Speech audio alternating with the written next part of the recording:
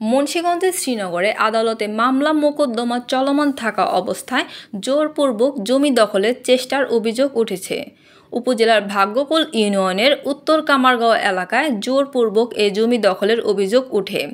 জানা যায়, উপজেলার কামারগাঁও মৌজার RS 1010 খতিয়ানের 4546 দাগের 45% সম্পত্তি ভুক্তভোগী বিল্লাল শেখ গং CS রেকর্ডীয় মালিকের কাছ থেকে ক্রয়সূত্রে মালিক হয়ে ভোগ দখলে রয়েছেন এবং এই সম্পত্তি নিয়ে বিজ্ঞ দেওয়ানি আদালতে রেকর্ড সংশোধনী মোকদ্দমা দায়ের করেন। নালিশি সম্পত্তি নিয়ে আদালতে মামলা মোকদ্দমা চলমান থাকা অবস্থায় একই এলাকার নুরুল ইসলাম শেখের ছেলে রাজন শেখ, আব্দুল মুজিদ শেখের ছেলে লুৎফর শেখ ও আয়ুব আলী ব্যাপারীর ছেলে স্বপন ব্যাপারী গং ওই সম্পত্তি জোরপূর্বক দখলের পায়তারা করে আসছে। এ ব্যাপারে রাজন শেখ জানান, এই সম্পত্তি নিয়ে আমরা উভয় পক্ষ আদালতে মামলা দায়ের করেছি। মামলা নিষ্পত্তি না হওয়া পর্যন্ত আমরা ওই সম্পত্তি কখনো দখল করতে যাইনি এবং কাউকে বাধা প্রদানও করিনি।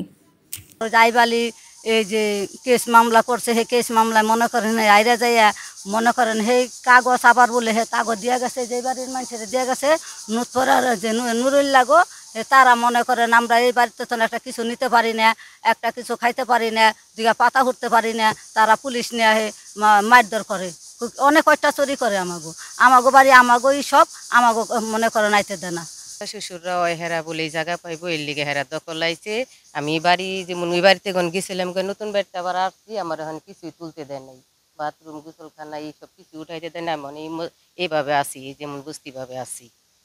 এই কয় বড় আমার দাদা শ্বশুরের দাদি শাশুড়ির হের মায় জায়গা নিয়ে অনেক দিন ধরে হেরা ঝামেলা করতেছে। এই জায়গা বসত বাড়িতে হেরা থাকতেছে আমাগো, তারপরে হেরা কয় কি এই জায়গা আমাগো, এই জায়গা একটা পাতা সুরতাইলো মারতা হে কুইদে অনেক ঝুঁক জাপটা মহিলা লুৎফর রহমান